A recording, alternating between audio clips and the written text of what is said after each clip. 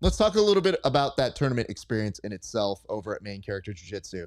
So you started off right up top, and here's what's tough. Oh my God, look at this giant jug that you are drinking mid question. Do you need a second here, sir? Sorry, bro. Hold on.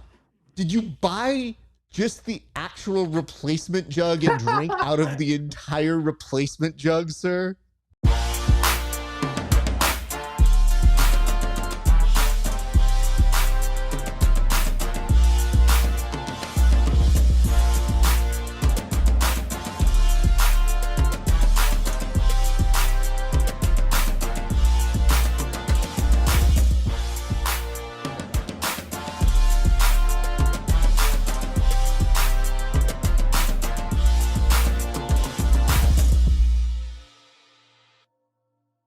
What is up, ladies and gents? It is your friendly neighborhood BJJ podcast, Rafa Esparza, coming to you with another great installment of the Grappling Hour. I hope you're having a great day, but before we get to our guest, who just won savagely at Main Character Jiu Jitsu, enough about him, back on me. He's also lit very well.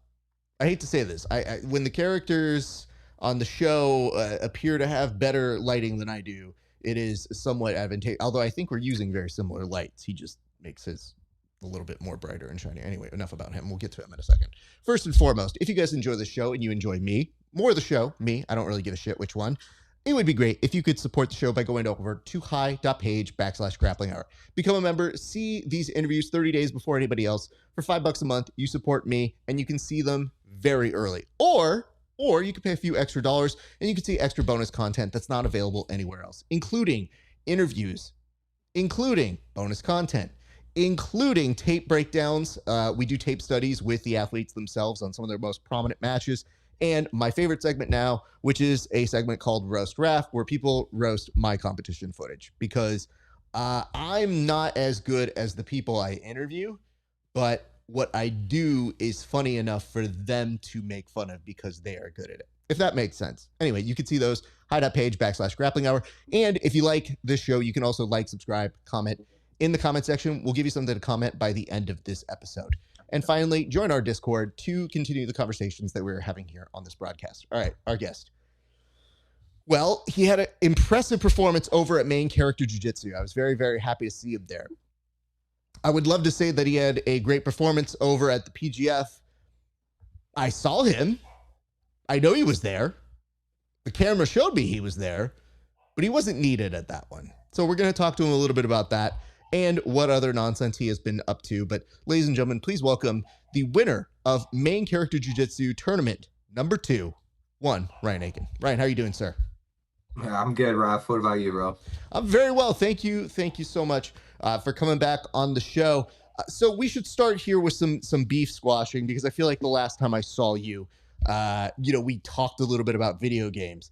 And then I saw when we tagged you in something that we misquoted you in something, and you said these trash journalists. And I thought to myself, well, I am many things. I don't know that I'm a journalist, but I know I'm not trash. So let's get to the bottom of this. What irked you about that about that Smash Brothers post that we put up? Yes, sir. I mean, I'm gonna have to look at the post again because that was so long ago, bro. You're like an elephant. You never forget, do you? Oh, no. Unfortunately, well, when you have a head as big as this one, you do tend to remember things very, very well. So, yeah, I mean, here's my thing. I'm always fine. Like, legitimately, we have guests on. It's all in good fun. So when I saw you doing that, I just go, oh, that's pretty funny. And all right, then hold up. Okay, you're going to call it up right now. All right, I gotta find this shit, man. I will set the scene. You could probably find it in our DMs together, because I feel like it's one of the last things that we do. So let me set the scene for our friends here. I got my man talking about video games, and I said in the caption, Ryan Aitken hates Super Smash Bros. And I think he was saying he doesn't necessarily hate the game, he might hate the players. So what he was doing was explaining how competitive his environment is with the people that he trains with. So that is what ended up happening there, sir. So I think that might have been the small discrepancy. Wait, say that again. Oh fuck. You want me? I said the whole thing. I literally told the whole I story. shit. I'm sorry, dude. My ADD's been so bad lately. I don't know if I got hit in the head or some shit, but dude, yeah. Long story short, man. Like with the Super Smash Bros, I was butthurt because basically uh uh I was dude, I was like up by like fucking three or four, like lives or some shit. And I just started choking, bro. I don't know if this ever happened to you, man, at one of your tournaments or something, but yeah, I just started choking, bro. I like my character's not grabbing the fucking ledge or some shit. I just glitching out. My controller just starts like running sideways, and because it's a damn Nintendo Switch controller, bro. Like so, yeah. I mean that my character just starts bolting like one way for no fucking reason, and I can't stop it. I mean, it's like God reached down and just started like fucking with my controller or some shit. I don't know what happened, dude. I think But you were getting yeah, that's checked. I why I think freaked out. they were probably slowing you down. I felt like that was the haters, or that was society coming to get you, man, and saying like, you got too much, man. You're winning a little too well here. You know what? We got to slow things down. You got to know your place.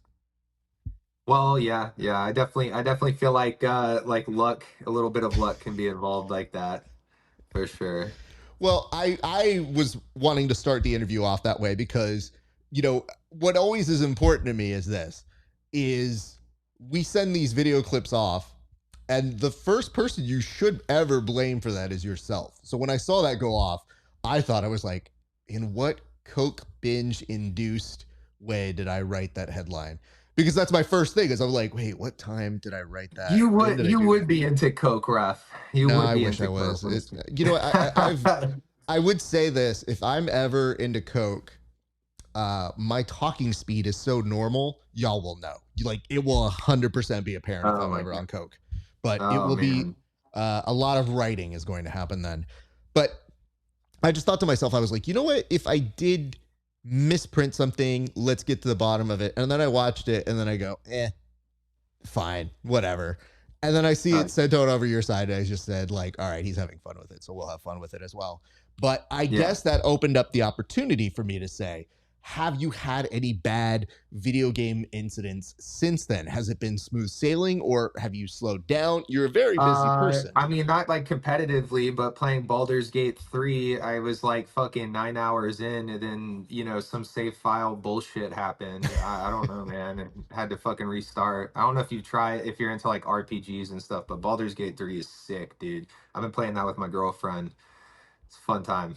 So, what is that game? Because I am an old person here. I don't know what the objective is of it, and why was it so harmful? I mean, 9 hours sounds like a very long time to be doing anything, let alone playing a video game. So, you definitely put work in. Oh, dude, I mean that game you can easily put like 70 hours into. Baldur's Gate 3 is it's down the line after Baldur's Gate 2 obviously, but that game's like super old. So, BG3 people have been waiting for like 10 years for and it's probably got about as much hype as like a lot of the Elder Scrolls games, like Oblivion and Skyrim and stuff. And I just saw really good reviews for it, so I decided I was going to jump in around launch date and get it. And it took me a minute to like really get into it because it gets so sophisticated and stuff. It's turn based, but once I was into it, dude, I was locked in. Like, it's a really fun game. It's got really good storytelling, and the fact that you can do like couch co-op with it is something you don't really see a lot nowadays. So it was like a perfect game to pick up with like a loved one or a friend or something. So I would totally take a Baldur's Gate 3 sponsor for sure. Well, we need to work on getting you that, because, I mean, listen, you're winning, you're getting more and more notoriety as we're going on. So it does seem like a fairly straightforward Yeah. thing. I want to point this out, though. So I know that after we kind of palled around and joked about the video game thing, you even told me then, you said that you got this new setup, and I love it, man. It looks really, really cool. The design that they have on the backdrop, the way the light hits, you're doing a pretty Yeah. good job here. So when did you end up putting that together, and how has that been going for you in terms of doing that? Because that looks like a really good video game setup right there, sir. Okay, well, it's funny you mentioned that. So like basically when I won Battle of the Beasts like 2 fucking years ago, almost in February, I won $5,000, and at the same time I was trying to beef up like a TikTok account that I had, and I was like, well, shit, if I had fancy lights like all these other people, I could like beef up a TikTok account. So I blew like $1,000 on all these nano leaves and shit. I basically like put them on this panel that I got from Home Depot, and I just built like a shape, and it's like a tower now. And then basically I did two of those, and now I have one on either side of me. So I got these like 3D cheap 3D panels right here that were pretty popular too, and got the light to rebound off of them. Actually, what's dope is that main character, I could see they had panels like this on the roof of the building to cover like the rafters and shit. They had like a giant slab of these panels. And right there, you could see how the light just like kind of reflects off of them. It just adds texture. So like your setup has texture with like the rectangles and stuff in the background. I can't tell if they're monitors or art. I like the way it rebounds off of the canvas on the painting behind you. Thank you, sir. The I picture. mean, I Yeah. think it's a little sparse. I want to get more done back there. I want to get another painting. That's obviously Bret Hart and Stone Cold Steve Austin, a near and dear moment in my childhood. I very much love that match, and they're two of my favorite performers of all time. But conversely, I want to get a painting from the movie Heat, which is Robert De Niro Heat's and Al sick, Pacino. bro. I saw Heat for the first time When at one of the ADCC Opens, like just a few months ago. Uh, yeah, it's Oh my good. goodness. You have to Yeah. understand that movie to me is a masterclass. I went with my family to see that in the theaters. We loved it. And for me, Al Pacino and Robert De Niro are like two top tier gods in terms of acting. And to see the restraint that they have and that diner scene, I want that diner scene up here, but I have to Hell have yeah. an artist that I trust to do it. Now, here's the symbolic nature of that if I do get it right. If you look at that movie, they're in the same scene together, but they're never shot in the same scene together. So they actually have coverage on both sides. So there was a wonder at that time. They're like, are they at the same place? Did they do them on different days? How did they shoot it? No, they were there, but they wanted to create that tension by shooting them because they knew so many people were expecting them to be in their movie for the first time together. So that's why for me, if I can Oh, get that painting going, I okay. want that back there. But I don't have a good eye for design. I realize that going forward, I'm going to need somebody to like design if I get like a bigger show that for me. But this is pretty good, man. This is a great start. And I do notice that the lights bring out a certain fixture. You do the multicolored thing on your nano lights, which I don't touch because I need to keep this face exactly lit as is. But I do notice that you've gotten them going, and it does bring the eye to different attentions whenever you're going with that. And I think that is very Yeah, well that's a done to good begin with. point. So like when you're running like a TikTok live, for example, like the trick is to try to keep people on for as long as you can. Every little second, just like reels and stuff counts, because it's just like an algorithm again, in data analytics and statistics and shit like that. Like every extra little second you can squeeze out of everybody is what'll help push success. So yeah, even if they're a little distracting or whatever, I play into it. If they turn red, I'll be like, my cheek turns red. I'll be like, oh, I'm blushing. See, some bullshit like that. Like, that was just something that ended up happening a lot. But yeah, dude. So I love lighting. I love design, man. Like actually in that movie Heat, something that really stuck out to me about lighting was the way they got artistic at the end when they're chasing and the airplanes are flying over, and they're at that back shadowy end of the fucking airport. Mhm. And I remember what stuck out to me was they were playing good guy bad guy with the way they were like putting the camera on the shadows of the person as they're running, and then the light hitting the good guy and stuff like that. It's something that really stuck out to me about that scene. I figured you'd appreciate that too, Oh, since you like that absolutely. movie so much. Yeah. There is also a Instagram, not an Instagram, sorry, a podcast that calls 1 Minute Heat or 1 Minute whatever, and it's another nerd who loves Michael Mann, who's the director of that movie.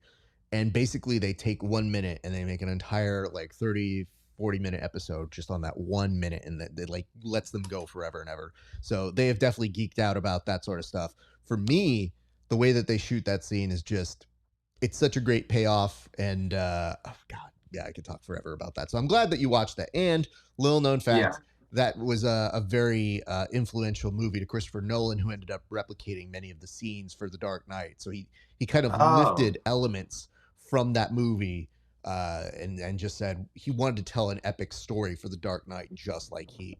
And I've read so that there's such a massive like fan base behind Heat, and I think I was seeing memes about Heat before, and then when I saw it was on the TV, I was like, I guess I gotta watch it, and that's when I realized I was like, yeah, no, this is a really fucking good movie. Like, it's I don't know, man, it gets your testosterone going too with yeah. that scene where they're fucking shooting at the cops and stuff. Oh man. You just yeah, you want to go rob a bank too. I told people that, I'm obviously older, but I was at an age in middle school when that came out. So when that came out, I'm in middle school. Cut to me like going to an East Coast trip with my buddies. And I don't know if you know this, but when you're with a bunch of dudes and you're like, hey, what should we watch? I'm the fucking nerd that's like, let's watch Heat. That's a 3 hour commitment. And I don't know that your buddies at the age of middle school have the attention span for that, but I was like, no, you guys gotta watch this. Like, look at this pure precision filmmaking Yeah. right here. This is a real artur. And meanwhile, they're like, we could have watched Face Off or something. I was like, ooh, Face Off's actually not bad. It's my second favorite. But this is quality entertainment Yeah, here. if they're into cinematography, that's definitely a good one. So you mentioned these light panels, and one thing that struck me about main character jiu-jitsu was I saw the attention to detail. I saw that they had The these LED LEDs, yeah, squad, the and I LEDs, bro. Oh, I was so happy to see that, because yeah. I think the misnomer when you do things in jiu-jitsu is, sometimes when I'll give criticism to certain events, it's like, no, I want to root for you. I want this to be good. When I saw that for main character jiu-jitsu, I said that makes them stand out already, that they had these light panels. And you seemed particularly inspired by that, so that you did a walkout. And I would like the story behind that, because I saw you put up a little bit of how hyped you were, and you were telling people where they could find the song. But do you mind explaining why you were so excited about that setup in terms of how you were going to walk out? Okay, so I used to work on a stage basically back in the day. So basically like I feel at home when I got like all the lights on me and stuff. And I've always wanted to be like a DJ and shit. So the fact that like for that moment I could have a little bit of control over the lighting and the way the walkout goes and shit like that, like it felt like I could like start a party. You know what I mean? And that's something I feel like I always liked watching with fighters and stuff like that. Like the energy when Conor McGregor would enter the arena, and Israel Adesanya, the like him doing his dance and shit. With the I think they were called like the Jabberwocks or something, Jabberwockies. Yeah, dude, like being on stage is hella fun. And when I saw they had those LED panels too, I mean, that just took it up a notch. Because believe me, if I could afford them, I wouldn't have these damn nano leaves. I would have LED panels. Because that's what like Hollywood uses. I'm if I had to guess, these production companies probably get them like hand me down from Hollywood because they're just so expensive. I mean, that makes sense. I work on shows where there are expensive LED walls, and there's nothing quite like it. So, when did you find out, though, that they had that setup? Because to me, that doesn't happen at every tournament. No, I just saw it when I got there. But I will tell you, I had that song picked out for a minute because I typically walk out to this song by Rufus Du Sol called Inner Bloom. It's when I won the CJJ Worlds. I was listening to Inner Bloom when I won Battle of the Beasts. I would walk out to Inner Bloom. The problem with Inner Bloom, though, even though it's like the greatest song on this planet, The problem is that it's so slow. It's just not a great walkout song. Like if you know what the song is, then hearing that one tone that they do, like that one note that they just send off, right at the start, you're like, holy shit, that's inner bloom. That's like my inner peace right there. But if you don't know what it is, it's just not really that hype. It's a 9-minute experience for anybody that's listening to it for the first time.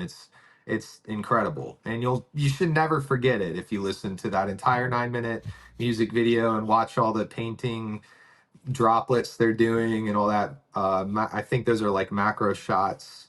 It's incredible though. So what I walked out to was a remix to Inner Bloom, and I've been looking for a remix to Inner Bloom for a while. And this one was done by Vintage Culture, who's like a really big Brazilian DJ right now.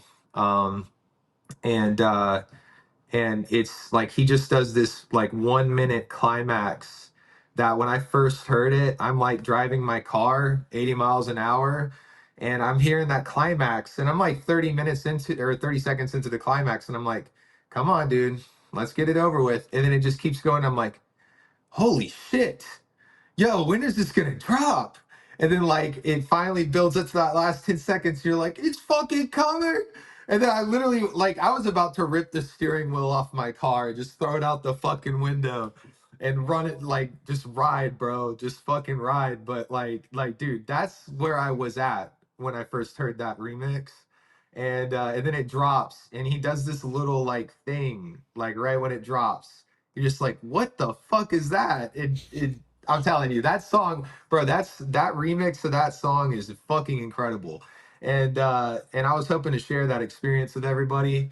And I think I did, because like when I was like up on stage trying to fill that 1 minute climax, I'm realizing a lot of people are like, what the fuck? When is this gonna drop? And then those strobes start going off, and I'm like, yeah, like this is fucking going. And then like when it drops, dude, I lost my shit, bro. The fact that I was competing was totally out the window. Like I'm running around that mat, and then I get to PJ, I'm just like, dude, did you hear that? Like, did you see that? That was fucking epic. Uh, like I couldn't stop thinking of that incredible drop with all the lights and shit. It was more than I like expected, honestly. It was like the way, I guess the production was really just that high level that I was expecting way less for myself when I was coming out on stage. But when it happened, I was just like, holy shit, this feels better than any concert I've ever been to. So Well, kudos to you, man, because I have told people for years that I don't really, that kind of level of competition has never been something that I care about or that I need. But I have told people, I'm like, what I want is a big fight feel walkout, like a pride version of something. Like back in the day when they used to be in Japan, I would have a fully choreographed piece of artwork that would happen. There would be tons of dancers. I'd make my way over to the ring and just be like, I'm good. That was great. You won. Hey, yeah. congrats, man. I'm literally like, that's the kind of showman I want. Is I want something like that. So when I saw you living in that moment, I thought, hey, man, that's really dope, because most tournaments are usually go hit your mark, walk Yeah. out, and that's it. So when I saw you really embracing that moment, I thought that's something really cool that they afforded you that I don't see everywhere else. And that made me very, very pleased for the athlete experience. And full disclosure here, if you came to me with that song, I would fully have my old person moment of, I don't understand what this is. Explain your vision to me. And is it 45 seconds?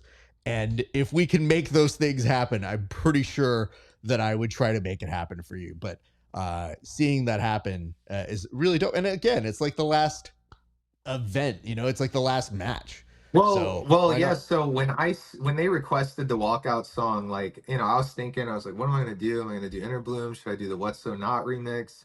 And then that one came to mind, and I was like, well, what part of this song do I use? I want to use the 1 minute climax in the drop, but it's 1 minute in a drop, So I was like, wait, what if I made it an experience, and I told the DJ, I wanted this timestamp right here for the first song, this timestamp for the second, this timestamp for the third match that I did, and then finally the fourth. So it was a journey. And like, you know, every time I would like walk out, I'd notice that it's deeper into the song, and I'm like, yes, he's doing it. He's doing it, you know. And I knew it was probably going to be a lot of work for them. Maybe not a lot, but just, you know, a pain in the ass. I didn't know if they were going to get the right remix because, as far as I know, it's only on YouTube. I didn't know if it was on Spotify or anything. But he did it, and he made it happen. So like that was when I lost my shit, bro. When when it dropped, dude, it was fucking sick.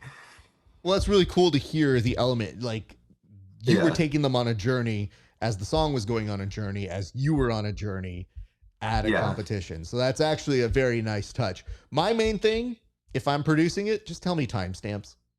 Tell me yeah. timestamps and what we're doing. Even if I don't understand it, I can try and make you bring a vision to life. But you seem to have a very good explanation of it, and it seemed to go very, very nicely. Now, the only thing that I was kind of wondering here, and you can tell me if I'm wrong, did you have a phone to your ear at one point during this, or like what was going Oh on no, there? no. I was just like, okay, so I just bought this damn iPhone 15. Last thing I want to do is lose it. So I was just carrying it around everywhere with me. It also doesn't have a fucking screen protector on it yet. So I was just babying that thing. I was like glued to it, you know. So that's why I just had it on me every time I would walk out. I looked at the picture where I'm in my Luffy stance, and I was like, fuck, man, my phone's in my hand. Though, you know, a lot of people probably wouldn't notice, but you know, from a content production point of view, you always have that one little mistake that you're like, God damn it, like why? Um, if I could It, just fix that one thing. let me point it out to you. I think you got to come up with a better backstory because I thought it was part of the story you were telling. I just didn't understand what it was. I was like, why is his phone here? Is he like sending a message like, call an ambulance? I'm about to go do something right now. Like, That's I thought it funny. was a production theatrical element. And I just go, if I didn't understand it before, I'll ask him about that because I for sure don't know why the phone's there. But now I understand it was, yeah, I just bought something. And that's more relatable than I think anything in the world to any of us See, right I now. didn't I didn't know if people like watch what's in your hand as much as that. If I had known that, then I would have come out with my Skittles because I was considering, do I come out with my Skittles or my phone in my hand? Because I don't want to be carrying a bunch of shit, you know. I wasn't even carrying my water bottle at that point. So you know, I chose the phone because it's more valuable. But if we want to talk about symbols that I want to show, maybe Skittles would have been the move because Skittles are my favorite pre-workout snack, and I catch a lot of shit for Ryan. Where's your Skittles? Ryan, are those Skittles all over the floor yours, bro? Like, did you spill those? You know, everyone knows about my Skittles before I compete. Are So you aware though that places like California are starting to ban them? And that has because of become the a major. dyes, What's that? because of the dyes, right? Yes.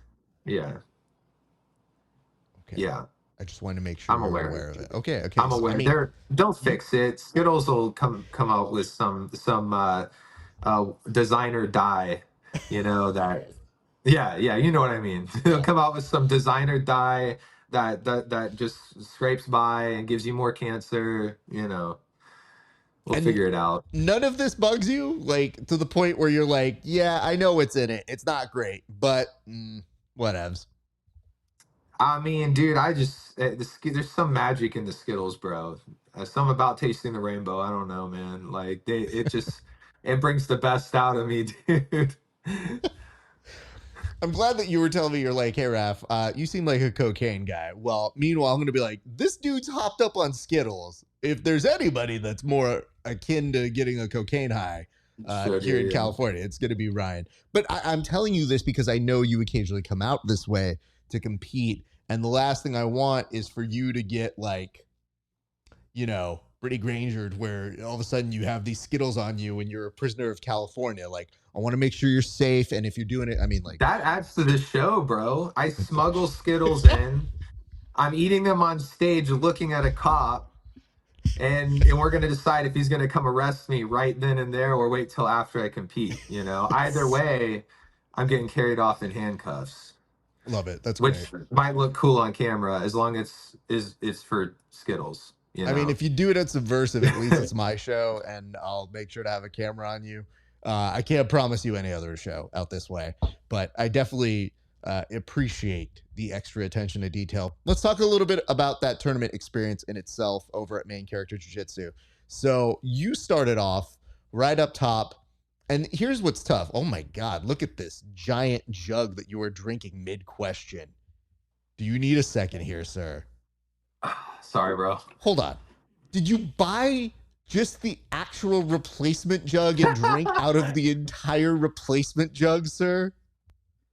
Okay, so this last weight cut just fucked me up so bad. I have post traumatic PTSD from it. So like post traumatic PTSD, PTSD, because dude, like cutting 20 pounds in 2 days is scary shit. And I guess now I'll never take the option to drink water for granted again. And I just want to make sure I always got water on me. So uh, sometimes I'm an idiot and I forget to fill up a jug. So if I just fill something up once a day, I'm good to go. And this baby carries 3 gallons. So um, it serves a couple purposes. It's good for curls and it's good for hydration. And it's cheaper than a hydro flask. So I would highly recommend you guys pick one of these up from Walmart. There's a large part of me that thinks that anybody at my own gym would just refill their shit if they see that. They'd be like, oh, well, someone brought this in. Here we go. They wouldn't think like, oh, that's someone's water bottle. Like, so there is that. I guess you're just short of bringing the actual machine with you everywhere you go and be like, no, I just bring my own portable machine now. That's the move. This was 2 years ago. Now I just bring my own machine and just let it. Bro, it's my refill me like Borg. that. It's my Borg. All right, let's start off with your first match because, full disclosure here, you were going up against Jer Bear. So JB, and I must be very clear about this, had the best promo of all of you guys to He get did. into that tournament. I And did so, jack shit for promo. Just yeah, man, busy guy lately. listen, nobody's harming you here. It just, you've been on the show before. He recently was on the show. That's fine. But it is hard to figure out who we're rooting for because he had a good promo. So there was a part of me that was like, damn, dude, not every tournament. I got to root hard for this guy. But I knew this was a rematch as well. So feel free to talk us through what happened in that match, sir. First of all, it's hard to not root for JB. He's a real cool guy. He's funny. And he's got solid jujitsu. He trains with B Team. He's got videos of him training with Craig all the time. So I'm a fan of JB myself. With that said, though, Subversive last year we had a tough match. I realized that he was really good at overtime, much better than I expected. I guess it's from training with like Ethan Krellenston and Craig and stuff. So the goal was to definitely not go to EBIOT with him if I didn't have to, but that meant that I was going to have to really try to grab him. And fortunately, even though I knew like he was going to be really good at stopping like my sumis and stuff, he passes from the knees on me usually when we roll. So I kind of expected that. But yeah, he kind of just like rolled over and I went right into a rear triangle from there. There was a second where I was considering, should I just take the position he's giving me or do I try to really yeet my way in there? And that's when I was like, my just kill mode got activated and I just kind of grabbed his tricep and pulled as hard as I could to get in there. And I was able to lock it up, man. And I remember like years ago, positions like that, moments like that, I couldn't really rise to the occasion, but now that seems to be changing. So now it's like when I see something in competition, I think I can get it now. Um, so yeah, that's definitely an evolution for me recently, for sure. What do That you JB think? match was a good one for me. What do you think the difference in that has been? Because from what I've seen, you've always been a fairly decent competitor in all formats. So to me, I can't tell the difference between what might have been on and off. But in your opinion, what do you think has been something that has played a factor in that? Well, definitely rolling with my teammate Kevin Beering and Elijah. We're getting like better guys. Everybody's like younger than me now on my team, so I'm rolling with like scrappy, hungry people that try to not give you an inch, or they try to resist and make it extremely hard to put on these submissions and stuff, especially like chokes and where you have to really tie them up. They just try to wiggle as hard as they can out of it. So things like that are definitely what are helping me with like the snatching. But yeah, another thing is the mentality, with competing and stuff. Sometimes you kind of fight yourself out there on this competition mats, and that just doesn't make any sense. You're supposed to be out there fighting one person. So that's something I'm turning around right now too. I'm just working on unleashing everything on the other person, instead of trying to like pull back all the time. That's something that the best competitors have. When you watch someone like Mika Galval do like flying submissions, and Roberto Jimenez just like be like a whirlwind around someone and jump on their back super fast, and you're like, what the fuck? How did this guy just do that? It's because they fully believe in themselves, and they're just out there to enforce their entire will on somebody in the moment, in the split seconds that they see an opportunity. And so that's something I'm working on too. I feel like that comes with competing against the best guys in the world. The more mat time you have with all these guys, the more you pull them down from that pedestal in your head, and the more you've become like them, and you're one of them now.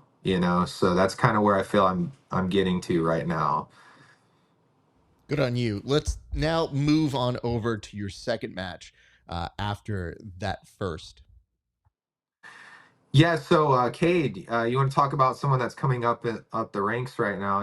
Cade's a monster. I know he's been getting a little bit of online training with my coach Sean Applegate, so I knew he was going to be ready for the leg locks and stuff. I saw him leg lock Thor blank.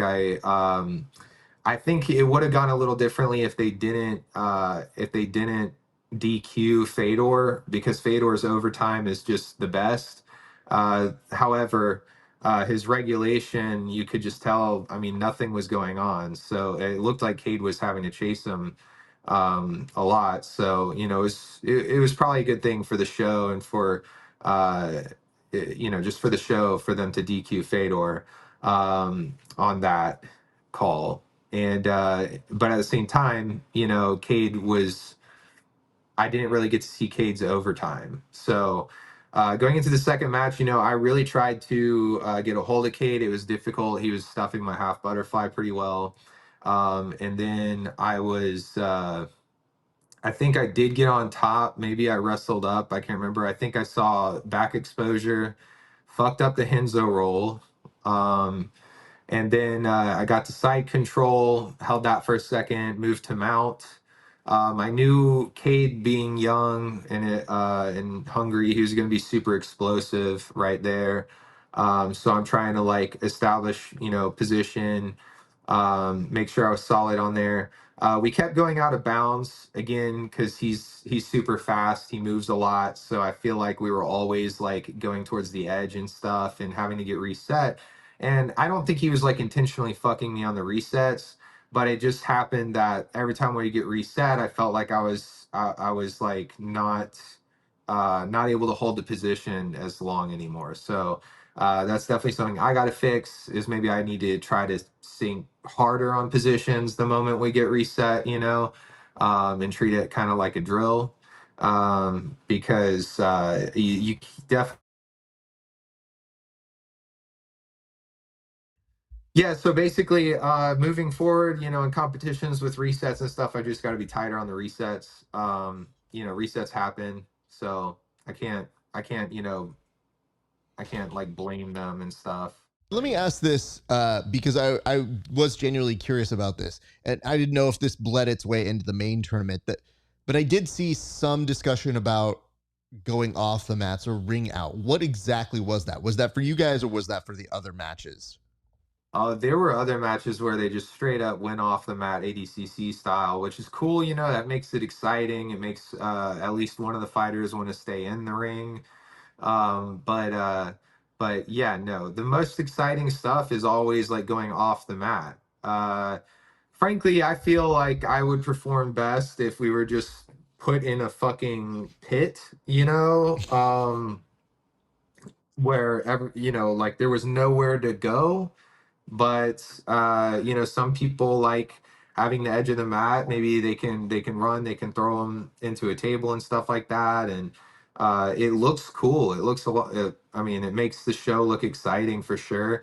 It definitely brings that extra dimension of excitement to the live crowd when you have an entire body of full grown man flying into your face. So Is that what you're trying to deliver? Just dudes for the Gallagher splash zone experience? yeah, there you go. Gallagher's splash zone. Yeah. I listen. I tell the guys now. I'm like, there's a splash zone. Don't be in the front row.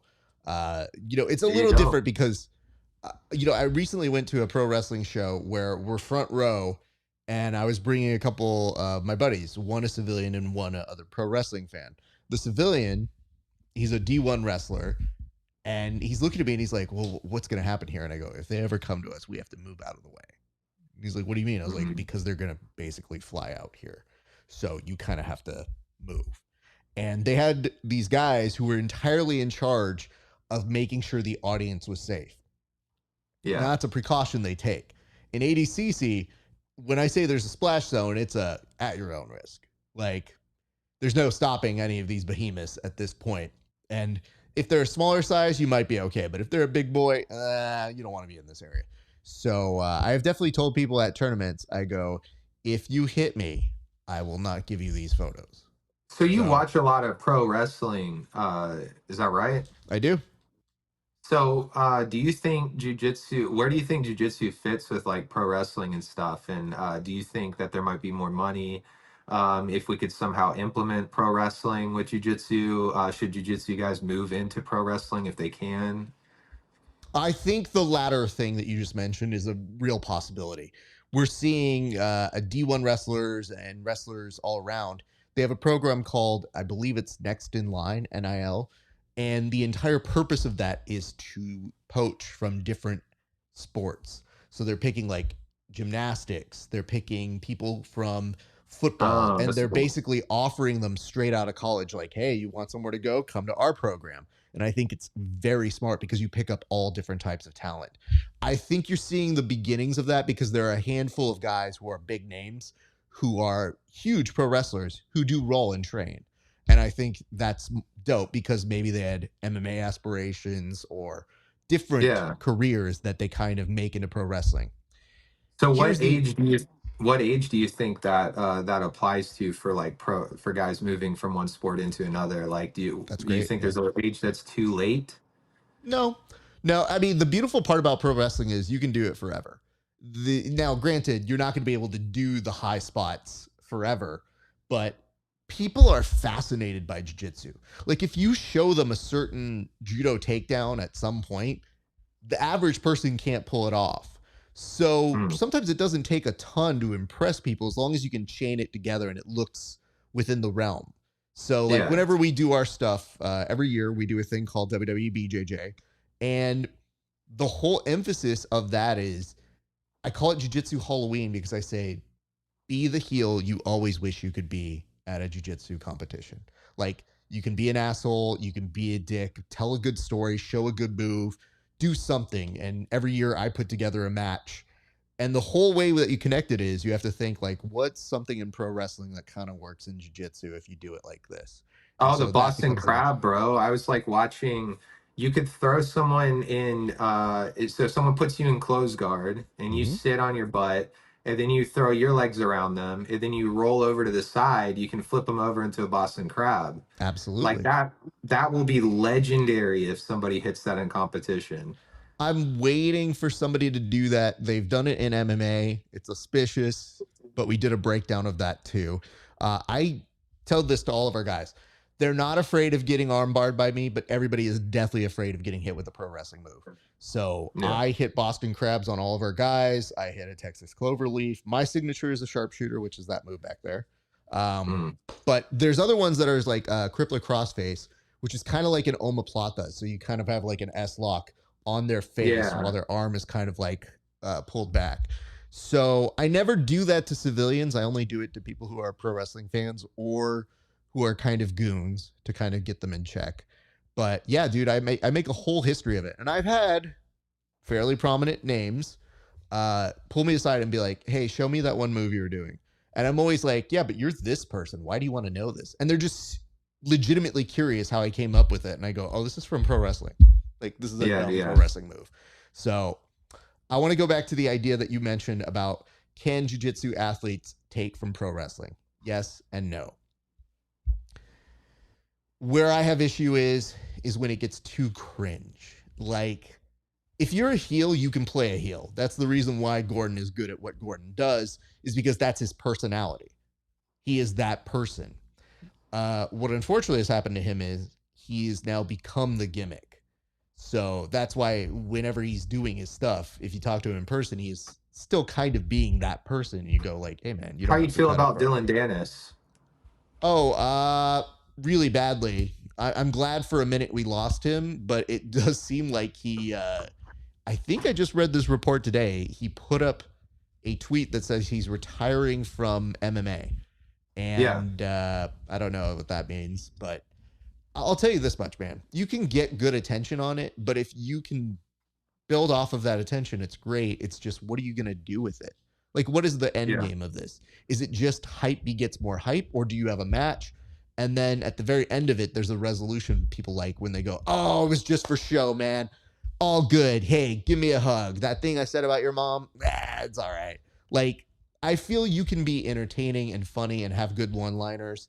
And I feel like the people like Craig, I feel people who can pull that off aren't quite WWE, but they have an extension of their personality. So you just Craig is funny. He's positive. And he definitely can like continue to do what he's doing. And it's gonna. I feel like it can attract people from outside of jujitsu for sure. Um, and same thing with Gordon. I feel like Gordon might attract people more from like other martial arts though, and UFC particularly because of the um, business that he's been doing with them. So I feel like it's good to see it coming from those two. I feel like Dylan Dennis could have, pulled more attention to jujitsu. He chose, I guess he chose not to. I feel like he was definitely growing a lot on social media, so he was doing something right as far as that goes. But you're right, as far as the resolution in the end, it seems like it might be kind of lackluster. I don't know. We're gonna see what he does with that, I guess. I'll tell you this much. It is unfortunate because I have students who they'll say, "Did you see Dylan Dennis?" And they're talking about the absurdity of what he did. And there's a part of me that goes, for a while, he was a pretty good jiu-jitsu competitor. And if he really stayed in this lane, it could have been annoying, but at the very least, you would have likely seen him win a little bit more. Like, Yeah. you can't disregard how his base was jujitsu and that he was good at it. And yeah, he was getting stopped by Gary and Gordon, but that's Gary and Gordon. That doesn't mean you're Yeah. a bad person. Lots of people get stopped by them. Well, It's that's a deep just, ocean he was in being over in New York, Mhm. Like it might have been different. Like people might have known him more and he wanted to have been underneath Gordon and Gary's shadow and getting shot on by them all the time if he was coming out of like Cali or something. Yeah. Yeah, you Yeah. definitely are sometimes a creature of your surroundings. So he could have had a very different life, and I don't know what it is, but there was a hint, I think, on the article I read about his uh, retirement today that said that he would like to return to jiu-jitsu competitions, and I think that's good. I think he would be great at that. Oh, okay. Well, so now he uses his social media clout as leverage to pull more money and attention into maybe potentially a match with Gordon again or something. That actually sounds pretty good, like good for jujitsu. But I think the general rule about this is whatever your personality is, don't fake it. It just shows too much. That's what makes it cringe. And Yeah. like if you're a goofy personality, that's why JB's promo worked. It was, dude, this feels a little goofy, but it's perfect for him. And then it just Well, genuinely he makes told me me he laugh. had some help. He told me he had some help with like the We scripting and stuff, like which was pretty obvious. I told him, I'm like, yo, this was really well done. Y'all definitely had a shot list. Y'all Mhm. definitely had some sort of scripting, so you knew like what you were gonna say. And somebody gave you a costume too. Like Yeah. everything was like set up pretty good, bro. But a good writer knows how to work off of the talent. So I think it was a good marriage of good writing for the talent, and it translated well to an audience. And I Yeah. would love to see more collaborations like that happen. And I think you're seeing the emergence of it, but we're a baby sport. What you were mentioning in terms of the business side. So I actually listened to a wrestling podcast called WrestleNomics, and a thought occurred to me one day. They basically talk about the business dealings, and the WWE is a huge business now that they've been basically merged with the UFC. Together, the two of those entities are a $21 billion industry. Holy shit. Yes. Now, when I look at that stuff, I say, oh, can we lift ideas from that? Can we make jujitsu like that? And the difference that we have in our sport is we don't have people reporting on that news. You just know that ADCC has a deal with Flow. You don't know what it is. You don't know how much money it is. You probably don't know what the viewership levels are. They might, they should, but Well, they don't release that if information. you feel like you need to hide analytics and stuff, then it's because you might be afraid of what people might think when they see it, you know? It's like on social media, people that want to hide the likes. How real is your account then, bro? Oh, you want to hide, you don't have any comments. Okay. How real are those likes, you Yeah.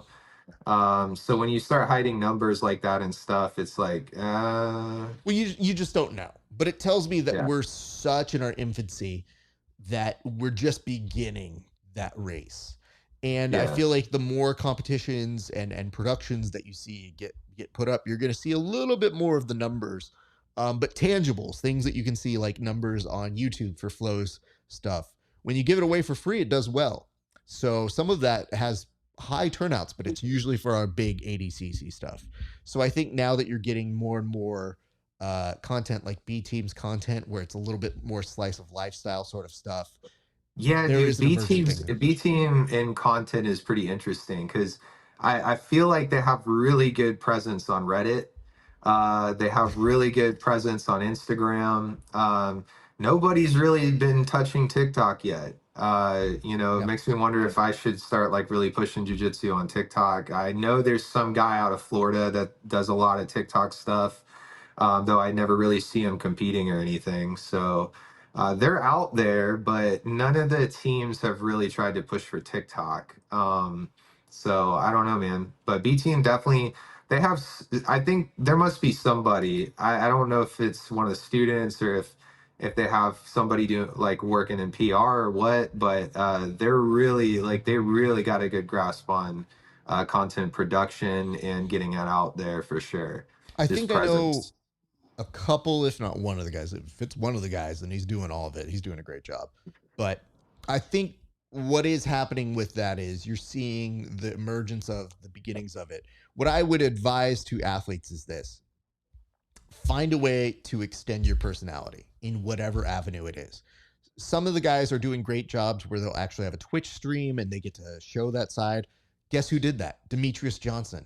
And you wouldn't know that he was interesting until he was doing that. And then it Yeah. became I like that guy. oh, that dude isn't getting his respect. He should be paid more. And guess what? He That's why started getting paid lives more. and streaming are really important, actually, for sure. Yeah, Absolutely. no, lives and streaming, like, because the thing is, everybody's figured out how to just spam with like pictures if you're a model, reels if you're, God, these life coaches, bro. Like, I can use Adobe Premiere Pro to, let's say we shoot this right now, right? Mhm. We shoot this interview. I can use Adobe Premiere Pro to transcribe it. I can take the transcription file, copy and paste the timestamps and the transcription into ChatGPT.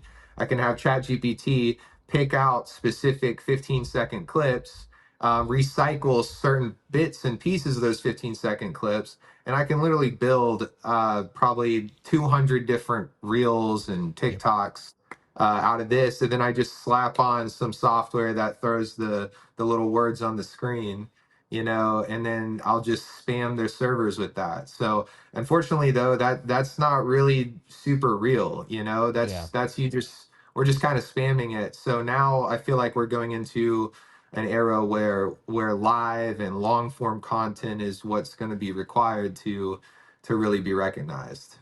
I would tell you this. From my understanding, it is you want the shorts to get the attention and you want the long form to have the attention. So your shorts Yeah. are like your little commercials, like, hey, come check out my channel. You'll see stuff like this. And this isn't the only channel I do. I work in television, and their model is a little different, but it is interesting to see how they're making these plays of like, let's do these shorts. We've already got the long form. Let's make it so it's an advertisement for the next thing. Now you So use the long form for the shorts, right? yeah, and for me, it's Yeah. always, here's the interview, here's what's unique about this person.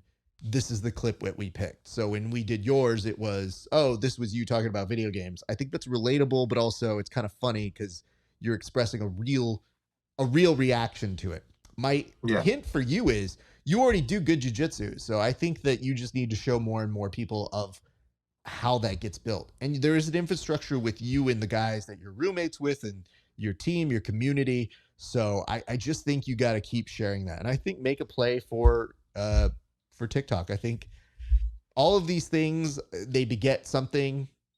Whatever your thing is, make that play and show them a slice of life.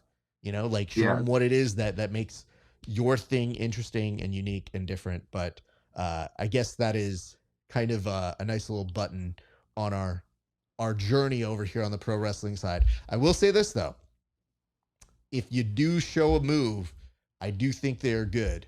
But if you can show the move that you hit in competition, those are the ones that I think have people going like, oh, cool. Because I haven't quite seen people do the Jorge Masvidal, I need him in the face, but I was practicing this execution video where it shows him backstage doing it and then hitting it on Ben Askren sort of Yeah. videos. Yeah. Yeah. And I think that's probably the peak of like creative content for that sort of stuff because it does huge numbers for ESPN.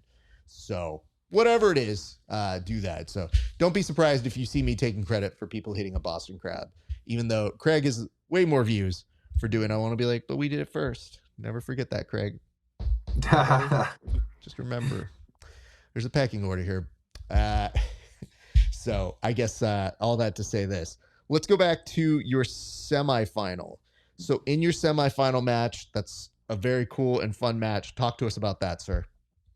Dude, fucking Taza, bro. So Taza, the day before, Taza saw me on the brink of death after the weight cut. I just said, "Hey Taza, how you doing?" And he goes, "Get hydrated, man. I want the best version of yourself out there tomorrow," or something like that. He was like, "Bring your best. We want your best."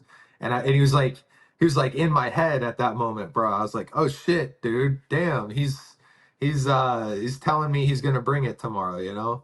And so I had fought him like a year ago on that subversive stage where strategically threw a last minute bullshit straight ankle, trying to scrape by on those on that score.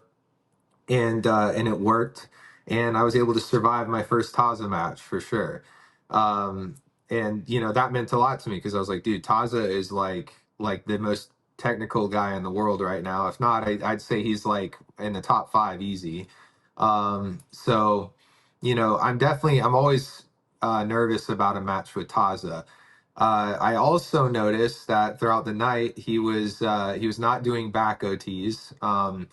We all know his back defense is one of the best too, and I think everybody's trying to take a page out of Taza's book as to is the escape, how to do the Taza escape on the back. So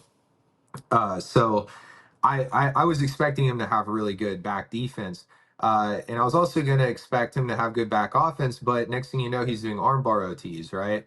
And so watching him do armbar OTs and put that guy in like a triangle out of it had me pretty sketched out, and I knew like honestly I was gonna try to get him in regulation because going into OT with Taza was probably gonna be rough, and the only way that I could catch Taza in regulation was probably gonna be if I could like mount him, right?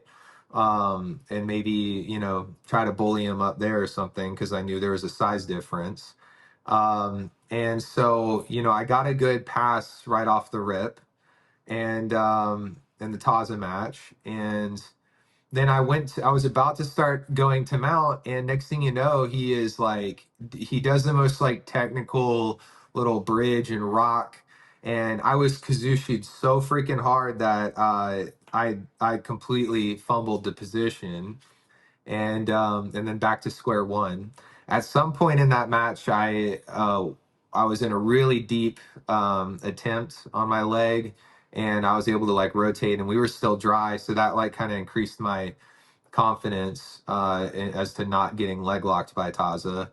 Um, but then after those exchanges, he was just really high pace, you know, coming at me. I could tell all the ADCC rounds that he had been doing were like giving him this like he was just shooting combos off on the feet and stuff. He was really in my face, man. Like he was really good at like not giving me a chance to breathe, like having just in your face with pressure and stuff. Um, you know, I know he's not necessarily like a super good wrestler or anything, but he's just a really really good competitor. So I we go to overtime, um, and and you know like I was able to hang on for one overtime, and when I realized I could hang on for one overtime, then I just needed to make sure that I could defend an armbar from him, and he almost put me in that triangle too, and uh, and that was sketchy for sure. But I was able to get out of that, and once I escaped those, you know, my confidence started going up. So he was really good at breaking my grip on the armbar, though, for sure, and getting my arm exposed. Like I'm telling you, man, he's super technical, dude. He is very good, and I'm glad you brought up that subversive match. That was such a great match. You guys really put it on. I think I recall making you go interview with one of our guys because I remembered being like, yeah, that's the kind of match I want to see. Like when I do that, I try to make note of it. And especially if I'm producing it, I like to try to make sure that the people who compete in those matches get their due. Because it's Yeah, hard. When you get tunnel vision, you're kind of like eyes on prize, nothing matters. yeah, But good production, just to kind of come back to our discussion on what we can learn from other sports, these athletes that try to run away after are hurting the sport. So when you know at that very event, we had certain athletes who were like, "I don't want to talk to the cameras," and I'm like, "Okay, but you like getting paid, right?" And they're like, "Well, yeah," and I go, "Well, that's how we get paid. That's how TV works." In other sports, the athletes for the NBA, when they get off there, if they want to talk to that guy, they get LeBron James. If they want to talk to this person, they get that person. Then they go to halftime because you're building a story. It's telling the audience to stay tuned, to be a part of it. So if it's not part of the live experience, in that particular case, I think we had somebody creating content for outside of it. I said, talk to those guys because That's a moment. It'd be like if the UFC had a fight that you really liked and they didn't have enough time, and then John Anik or Joe Rogan doesn't interview them, and you go, well, that seems like a waste. So when our athletes say, like, hey, man, I'm in my zone, I don't want to talk, I go, you're a fucking idiot. And you're really hurting yourself because all you did was Yeah. put a limit on what we can potentially make. Yeah. So that's my little rant there, because I definitely ran into that. And I just Well, remembered looking at everybody, them. I mean, like my Skittles, man. I feel like everybody kind of has a routine that they try to like maintain for competitions and stuff. And some people don't want to talk. You know, I know myself. I used to wear my headphones, and if my headphones were on, that meant like don't fuck with me. Like let me just listen to my music and stuff and be in my head. And I didn't want to mingle with anybody. But as I've gotten more comfortable with competitions and stuff, I try to just embrace the environment, the music that's being played, the cheering of the crowd, how it used to make me nervous when you'd hear somebody like yell tap, or somebody was clearly getting injured, and you're like, oh shit, we're doing pro jujitsu now. People are getting legs broken. But now it's like, I try to just embrace that environment. And so if somebody's running from the camera, you're not embracing the environment. I feel like you're hiding from something. So um, I feel like they should be getting out there and doing it as well. I think of it like this: if you want to call yourself a professional, you need to conduct yourself like a professional. So that includes media appearances, that includes doing that. The reason why it doesn't seem like it's part of the deal is because people haven't done it in the past, and there's not a Yeah. culture of it. So they don't know what's expected of them.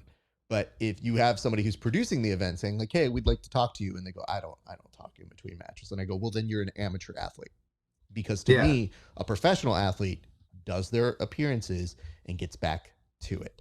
Because to me, it's just like, man, I would love to get you more money, but these sponsors need to go on a journey too. And if you can take them on that journey, you've got a better shot. And if you need to be in a zone like this, then let's assume you're not in that zone. Do I bother calling you back? Do we bother bringing Yeah. you back? Like all of these things and more. And I'm very fortunate because I would say the majority of athletes work with me and are very good about like, hey man, yeah, I'm helping run this. I'd like for us to do this and this and this. And all I ever do is make a note of, well, I'm not going to interview that person. I'm not going to talk to them because I'm not going to waste my time. And it's going to be one of those things where I go, they can exist and they might get good views, but they're not worth my time. So that's kind of how I've managed my stuff. But at the same point, yeah, you and Taza had a banger of a match, and it shows that it is something you can replicate. Different world, different aesthetic, in a completely different time and place, and it's still a great match. So I want to get to Yeah. this because Exhausting. well, not for us. As an audience member, I think we were Yeah. pretty happy about it. Talk to me about your final match. You obviously have the big end walkout of Journey, and I know that feels good. But PJ is such an elusive guy. It is tough to pin him down, and he is one of those guys who's been to the dance so many times before. He has so much experience in this. Yeah, I used to watch. I watched PJ do the quintet years ago. Didn't really know who he was when I first saw it, but then, he quickly became a household name, especially in the 10th Planet affiliation. So it was definitely a big accomplishment to finally get to the level where I could compete against a guy like PJ. And not only that, I don't know if you saw his semifinals match against Hunter Colvin. I fought Hunter Colvin, who they kept calling Hunter Calvin Oh at no.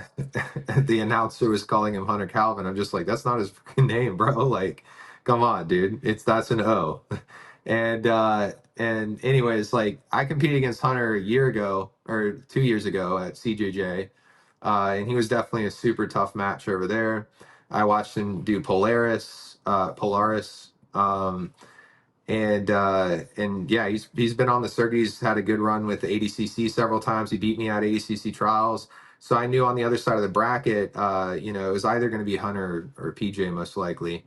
And PJ fucked Hunter up, bro. Like Hunter's a wrestler. He was trying to wrestle PJ. And dude, it was insane. He had to have like 20 pounds on PJ, and PJ was just like wrestle fucking him. It was bad, bro. Like he was throwing him around. He was definitely.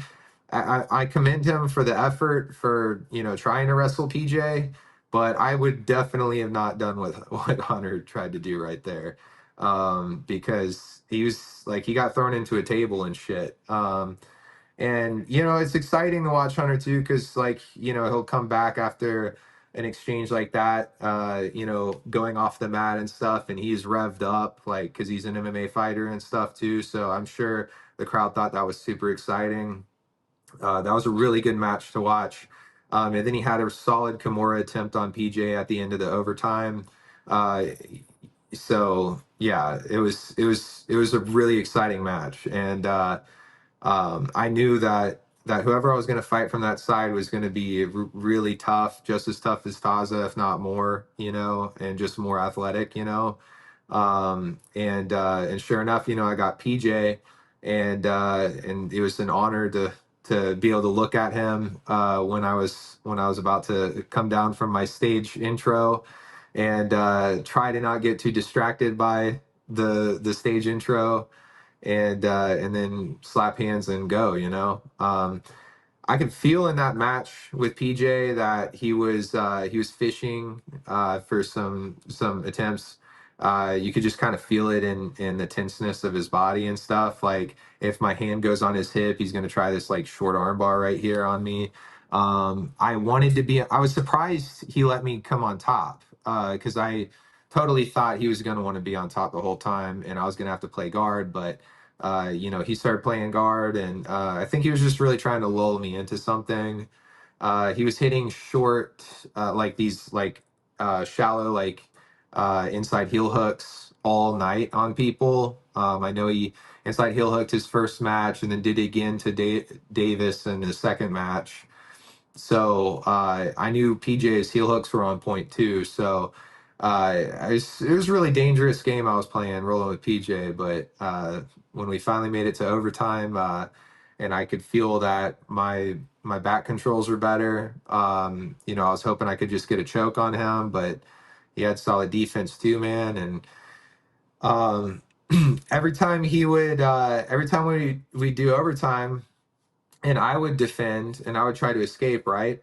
I do the Taza thing, bridge, try to put my back on the mat, and on the choking side, and he'd force me into a position where I'd have to start rolling the other direction, right? And every single time, he'd end up in this position where my arms across his center line, so I'm not escaped, and he would be like doing a knee elbow from almost like a mount position where he's about to throw a triangle on me. And I could just feel it every single time. And I'm just hoping that the next time we would end up in this position, it would be easier for me to get out. And I was really playing with fire, because like I really felt like he was going to try to shoot that, and it was only a matter of time, and he was probably like feeling it out or something. But I survived. That was really tough, because it would have been bad news if he went for a choke. I would have totally taken a break. Like, please break my fucking arm. It's like 8K. I'll heal from a little elbow pain. But like you can't stop a choke. So like that triangle was definitely striking some fear in my heart for sure. But we got through it. We got through it, man. And then yeah, What did the win feel like to you? the win was great. It's tough when it's a 10th planet hero like PJ. I would have.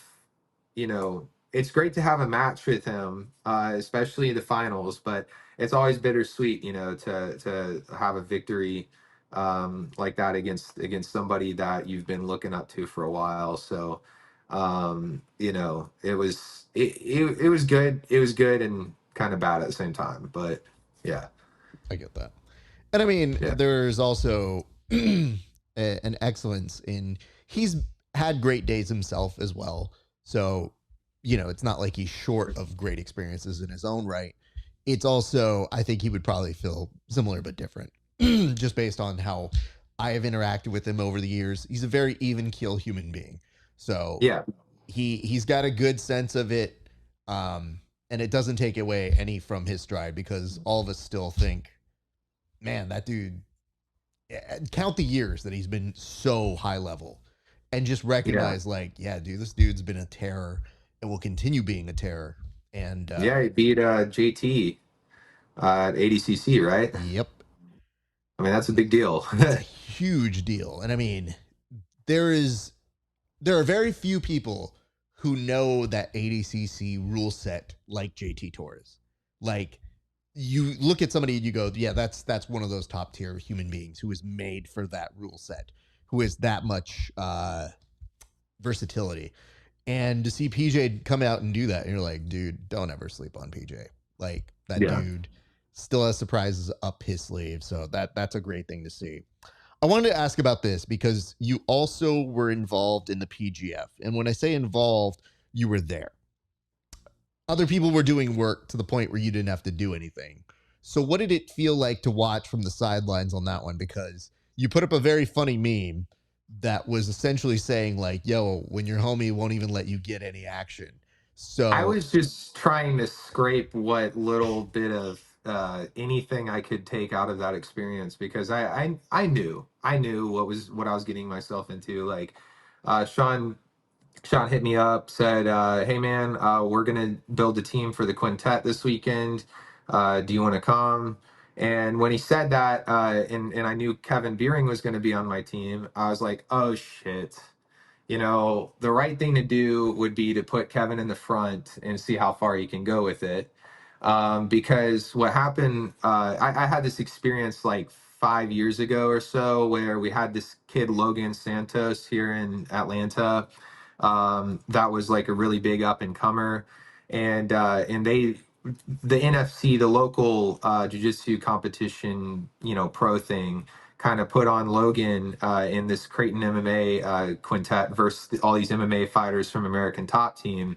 And I remember we had a small stadium kind of filled with probably like maybe 100, 200 people. And Logan was down there and he was in the front and he just starts tapping these MMA fighters with like heel hooks and guillotines, just one after the other. And watching the stadium, the crowd just go like freaking wild over this. It would have been such good media, man. Like, if they had more cameras down there filming, if they could have just gotten this on social media, it would have blown up. It would have gone viral for sure. And so when I heard that we had this opportunity to do the quintet, I was like, "Yo, we need to get Kevin in there on the front, see how far he can go with this." Which I had no doubt in my mind while we're doing that 3-hour drive there, that I'm probably not going to get to roll that night, because Kevin's just going to fuck everyone up. And so we put our purple belt Kevin Beering up there, the same kid that co-manned the event at Main Character. And I just brought my phone down. I'm like, I'm gonna get something out of this, So I just start filming some of his wins and stuff, entrances, whatever. For some reason, I wasn't filming the actual like submissions. I think sometimes I don't do that because I don't know how long the match is gonna be. I could probably time it, with filming, but at the same time, I don't. My goal there wasn't to be a videographer, So I just wanted to get some content. And I'm just like, well, this is what I got. Let's make this a meme, Let's pump it out, see if people think it's funny, because I thought it was funny, I'm just miserable right there, wondering if I'm gonna get to have a match at all tonight. And Kevin's just out there stunting on everybody, getting viral content for sure. Because I mean, how often do we do these quintet things and get to watch somebody just roll through another team? yeah, um yeah, it's pretty rare. yeah. So I've never had that opportunity. So yeah, I knew it was going to happen, so I just let it happen, just I let mean, Kevin listen, fuck everyone up. it's it's a good problem to have, in the sense that, yeah, maybe you didn't necessarily get to roll, but it was a great day for Kevin. Like, Yeah. it was a great exposure for it. Now, the boys over at PGF asked me to do a fight companion, and sometimes you don't necessarily get lists of who's involved, who's there. So a lot of times, to give me a second to calibrate and see who I'm looking at, I'm like, well, there's that person. You clearly stick out. And I go, oh, well, there's Aitken. And I go, okay, great. And then it starts dawning on me where I go, oh, we're not going to see him compete at all. This dude Yeah. got paid for like a media appearance, like to go to a Hollywood premiere to be like, wave, is that enough? No, Just no, give I me, didn't give me the get money, paid bro. shit, man. I just showed up.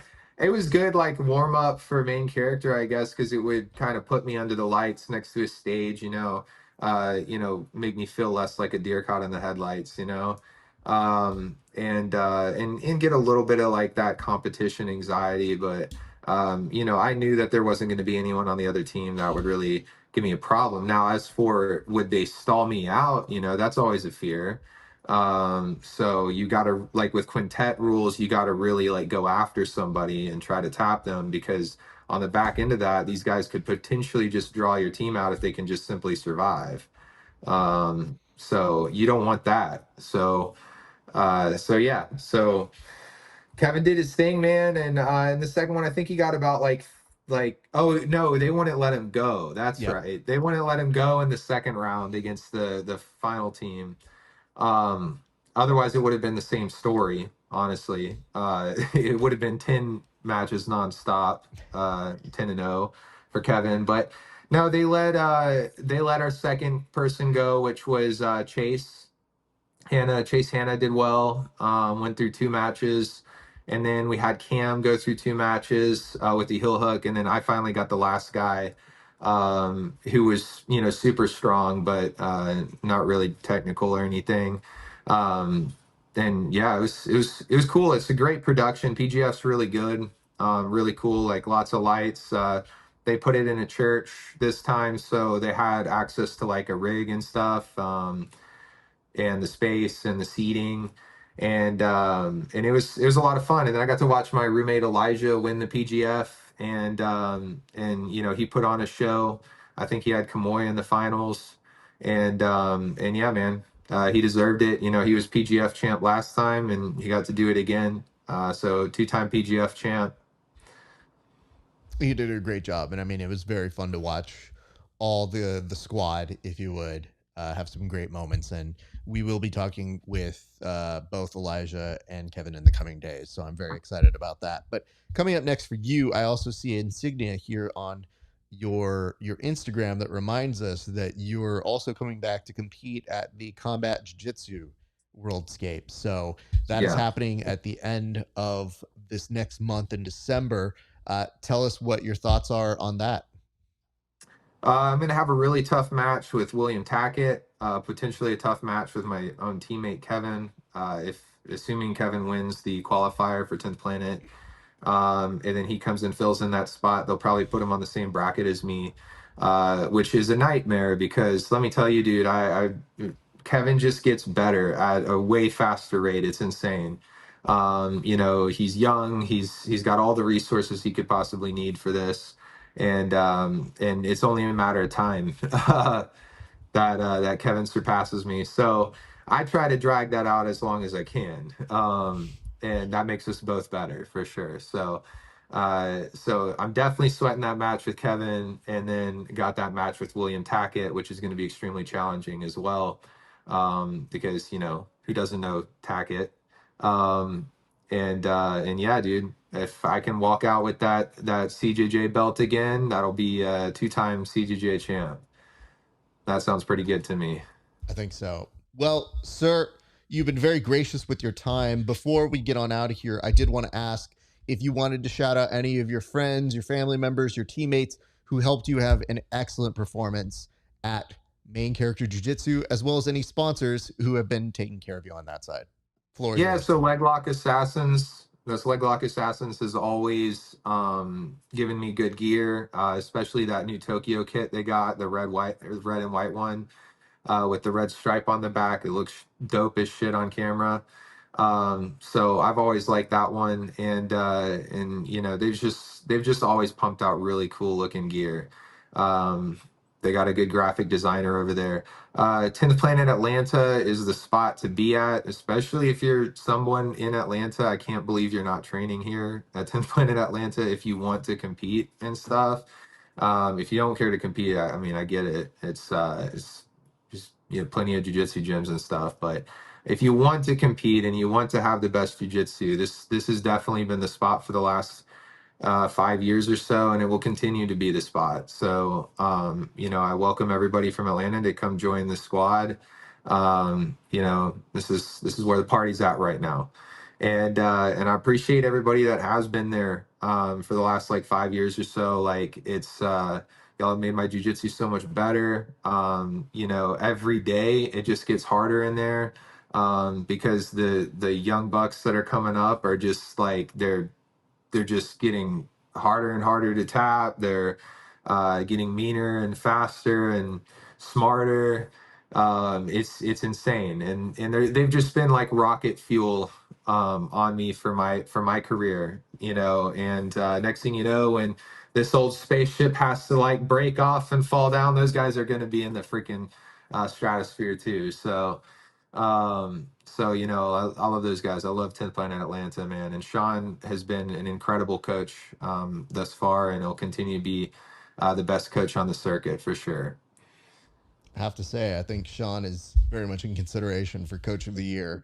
So, Oh with yeah. all those results, that man has been putting in work. So, congrats to him and congrats to you, sir. What we'll do is we'll put a pin on this for right now, but I will say bye to you off air. My appreciation to you for your time and congratulations again, man. It was a really good run that you had over at Main Character Jiu Jitsu. Thanks, man. I appreciate you. Appreciate Yeah, you guys. always fun. Hey, no, you are. Stop that. All right, I'll see you No, in just. you. No, hey, listen, you have a time difference. I can beat you on this because I can just mute you. Watch. Boom. No, you. Ha. Can't say anything. I'm off that. All right. So, my thanks to you guys for watching. I appreciate you guys. Hey, if you could do us a couple solids here. One, like, comment, and subscribe. And if you are watching on YouTube and you want to leave a comment and you're wondering what you can comment on, if you didn't want to comment on anything that we were talking about, why don't you tell us how you think that we can take something from pro wrestling and make it into jiu-jitsu? So you can drop that in the comment section so that we can make ourselves a bigger sport. You can also follow us at HY.PAGE /grappling hour, $5 a month to see these interviews 30 days before anybody else. And for a few extra dollars, you can see tape breakdowns, tape studies, extra bonus content not available anywhere else, as well as other fun stuff that we cook up there. And finally, join our Discord to continue the conversations that we have here on the show. That's going to do it for us, guys. It's been a great day for grappling. We'll see you back on the mats.